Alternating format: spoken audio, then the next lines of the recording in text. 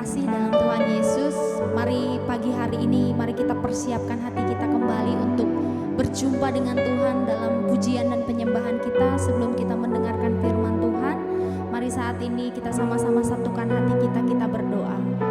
Tuhan Yesus, terima kasih Tuhan untuk hari ini. Kami boleh bangun dalam keadaan yang sehat, dalam keadaan yang baik. Itu bukan karena kuat dan gagah kami, itu bukan karena kehebatan kami, tapi semua karena anugerah-Mu. Dan kalau kami bisa menjalani hidup kami sepanjang hari ini, beraktivitas, melakukan pekerjaan kami, itu semua juga karena kemurahan dan kebaikan hati Tuhan. Sebab itu sebelum kami melakukan seluruh aktivitas kami sepanjang hari ini, kami mau menemui Engkau di dalam hadirat-Mu Tuhan. Kami memandang wajah-Mu Tuhan, supaya sepanjang hari ini Tuhan, sukacita-Mu itu memenuhi setiap kami. Biarlah pujian penyembahan kami ini Tuhan boleh menyenangkan hati Tuhan, menyukakan hati Tuhan. Terima kasih Bapa yang baik, kami mengucap syukur. Haleluya, haleluya.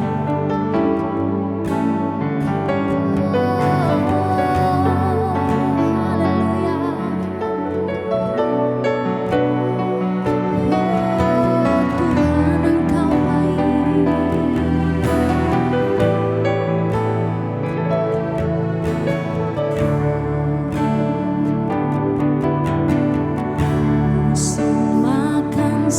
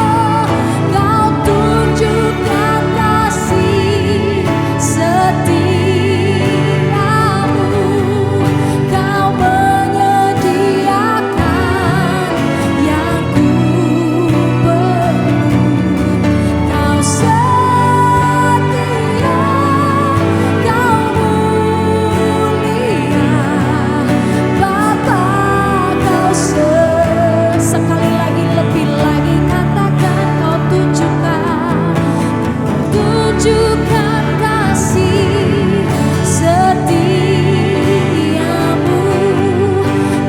kau menyediakan yang ku perlu, kau setia, kau mulia, dulu, sekarang, dan selamanya.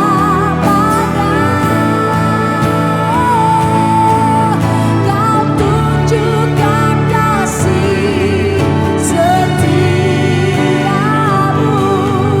kau menyediakan yang ku perlu, kau setia, kau mulia, Bapa, kau setia.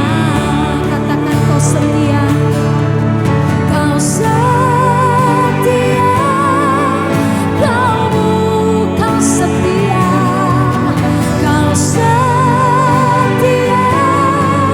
kau sekali lagi katakan kau setia, kau setia, kau mulia, Bapa, kau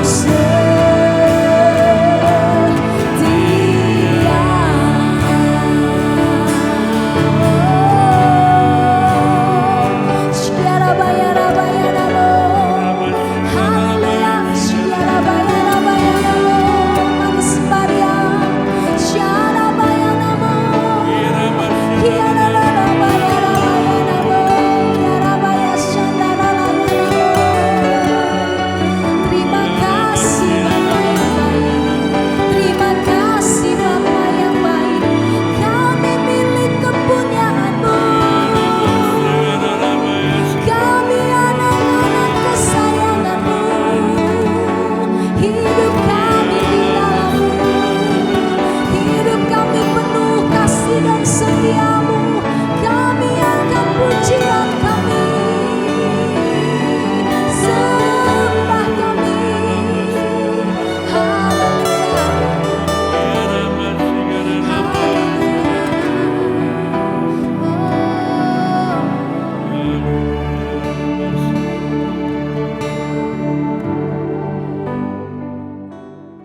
Salam, selamat pagi Bapak Ibu dan Saudara yang saya kasihi di dalam Yesus Kristus. Kita bertemu kembali dalam Ada Jawaban TV dalam program Intimacy Worship pagi ini. Firman Tuhan hari ini akan saya ambilkan dari Kolose 3 ayat 19. Demikian firman Tuhan. Hai suami-suami, kasihilah istrimu dan janganlah berlaku kasar terhadap dia. Bapak, Ibu, dan Saudara yang saya kasih di dalam Yesus Kristus. Ketika saya berbincang-bincang dengan beberapa suami,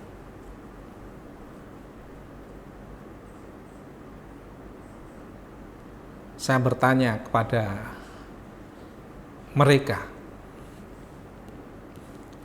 kenapa Anda mengasihi istri saudara?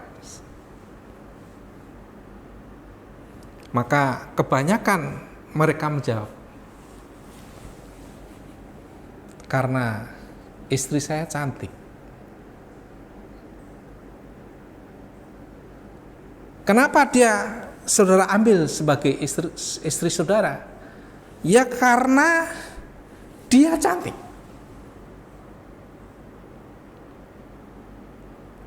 Jawaban seperti itu membuat saya pusing.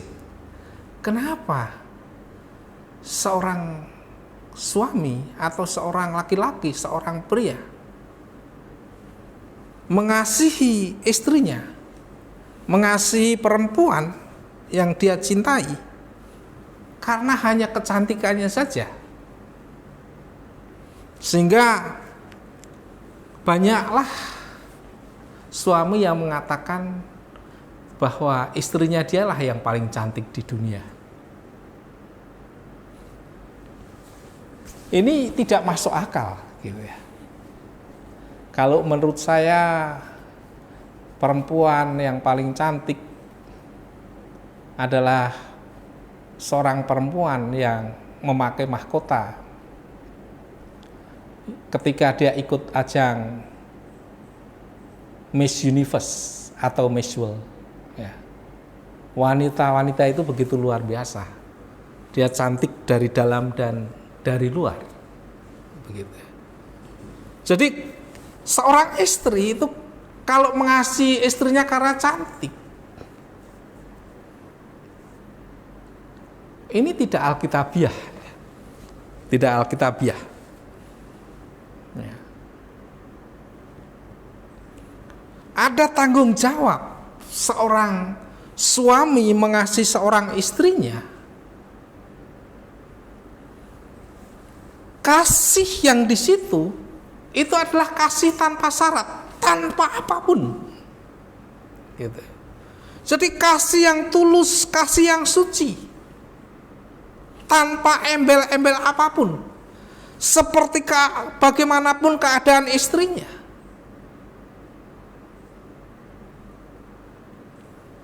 Dia harus mengasihi istrinya. Jangan istrinya kalau baru berdandan kelihatan cantik baru dikasihi ya. Itu salah gitu ya. Entah berdandan atau tidak, seorang suami punya tanggung jawab. Dia harus mengasihi istrinya.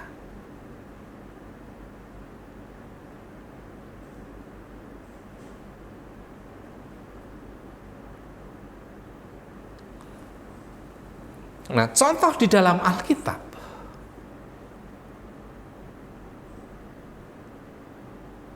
bagaimana seorang suami mengasihi istrinya.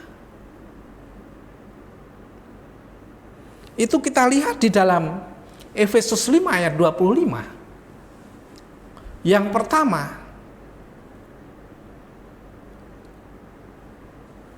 seorang suami mengasihi istrinya, itu gambarannya adalah Kristus mengasihi jemaatnya. Kristus sebagai kepala gereja mengasihi tubuhnya. Jadi ketika sebuah pernikahan berlangsung, suami istri itu tidak lagi dua, 1 tambah 1 bukan 2, tetapi 1 ditambah 1 adalah 1. Jadi rahasia yang akan saya katakan begini. Kenapa seorang suami mengasihi istrinya? Karena istrinya adalah tubuhnya. Masa kan ada orang yang tidak mengasihi tubuhnya sendiri? Di dunia ini kalau ada orang yang menyakiti tubuhnya sendiri adalah ya orang yang tidak waras. Biasanya orang yang tidak waras itu merusak tubuhnya sendiri gitu. Jadi seorang suami yang masuk akal atau yang tidak waras kalau dia tidak mengasihi istrinya. Karena istrinya adalah tulang rusuknya, karena istrinya adalah bagian dari tubuhnya. Itu sangat penting. Itu gambaran Alkitab yang sangat dalam dan luar biasa. Bagaimana seorang suami harus mengasihi istrinya.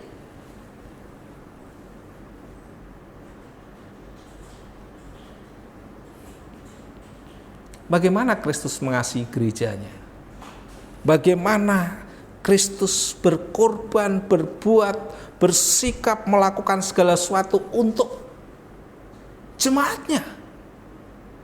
Bahkan dia memberikan nyawanya untuk para tebusannya, untuk jemaatnya, untuk jemaatnya, untuk gerejanya.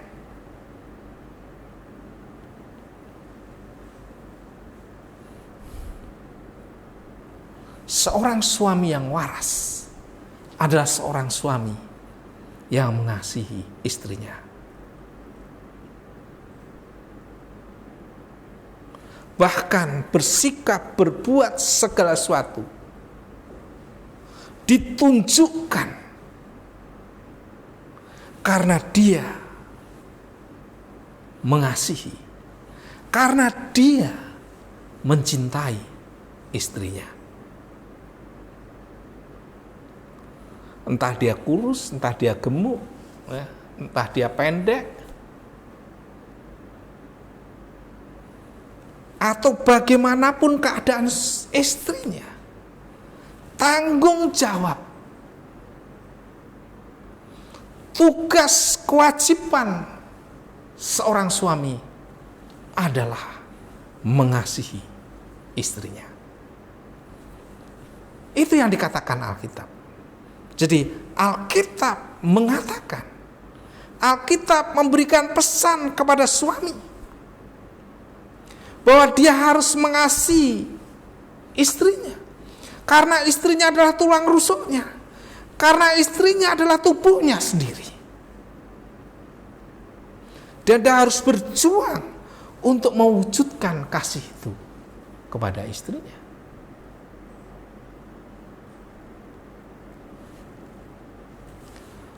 Luar biasa.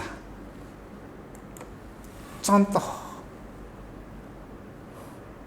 bagaimana Kristus mengasihi gerejanya dan jemaatnya. Demikianlah seorang suami harus mengasihi istrinya.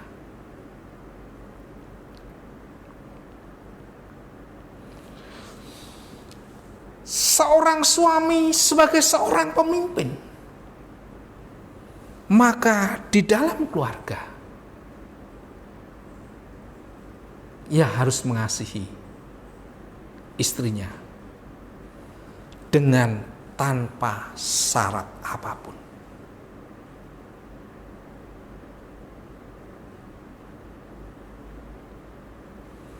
Kasih tanpa syarat berarti bahwa seorang suami mengasihi istrinya dan berusaha memperjuangkan kepentingannya tanpa melihat bagaimana respon seorang istri kepada suaminya. Bapak, Ibu, dan saudara yang terkasih di dalam Yesus Kristus, komunikasi yang penting suami istri, komunikasi yang harmoni itu adalah komunikasi di dalam kasih, di dalam ketertundukan kepada Kristus dan firman-Nya.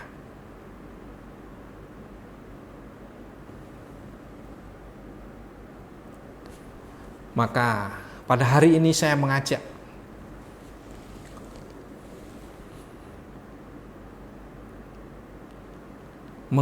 pada para suami untuk mengasihi istrinya seperti apapun dia, keadaan apapun dia.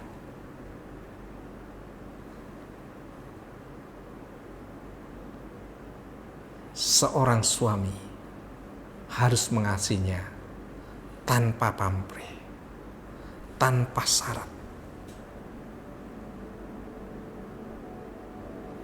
Tetapi harus mengasihi istrinya, baik secara verbal maupun secara aksional. Kasih itu harus dinyatakan, diwujudkan kepada partnernya, kepada pasangannya.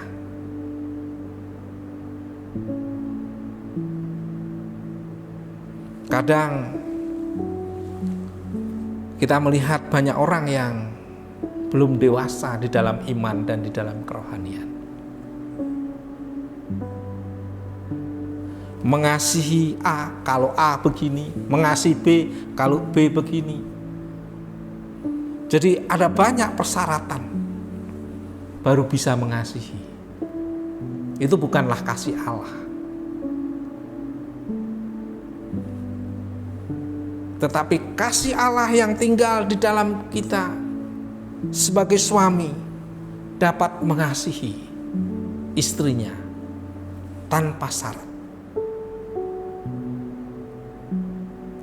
tanpa motivasi apapun. Tetapi kita dapat mengasihi, para suami dapat mengasihi istrinya jika dia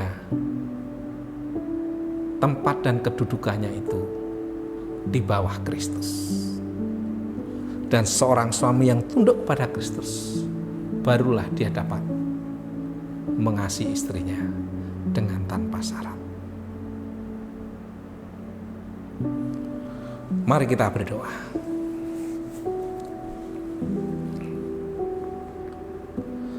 Bapa di surga, di dalam nama Tuhan Yesus, kami bersyukur untuk firman-Mu pada pagi hari ini. Tuhan yang merancang keluarga dan meletakkan dasar-dasar kehidupan rumah tangga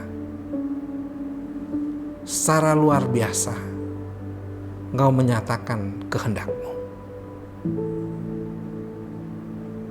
Mengapa seorang suami harus mengasihi istrinya? Kami melihat contoh yang luar biasa di dalam Tuhan sendiri. Bahkan berbuat segala sesuatu tanpa syarat untuk kepentingan jemaatnya. Bahkan sampai memberikan nyawanya untuk gerejanya. Biarlah suami dapat belajar dari perkara yang besar ini yang Tuhan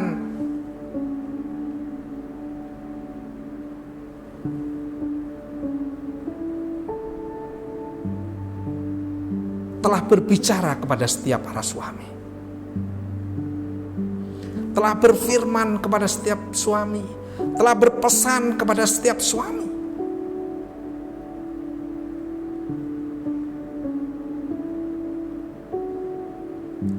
Terima kasih Tuhan untuk wewenang dan otoritas suami sebagai kepala rumah tangga, suami sebagai wakil Tuhan dalam sebuah keluarga. Suami harus tunduk kepada Kristus dan firman-Nya. Engkau memberkati para suami pada hari ini di dalam Yesus Kristus. Berikan kecakapan, berikan hikmat, berikan kesanggupan kepada para suami dalam nama Yesus, agar setiap suami dapat mencari jalan keluar, dapat membawa seluruh anggota keluarga memasuki kebahagiaan, keberkatan, kedamaian, dan sukacita di dalam Kristus. Berkati Tuhan bangsa dan negara kami, dari Sabang sampai Merauke. Berkati pulau-pulaunya, berkati para penduduknya. Biarlah damai sejahtera-Mu turun atas kehidupan berbangsa kami. Dan Tuhan berikan hikmat dan kebijaksanaan kepada setiap pemimpin bangsa kami. Biarlah kehendak-Mu yang terjadi.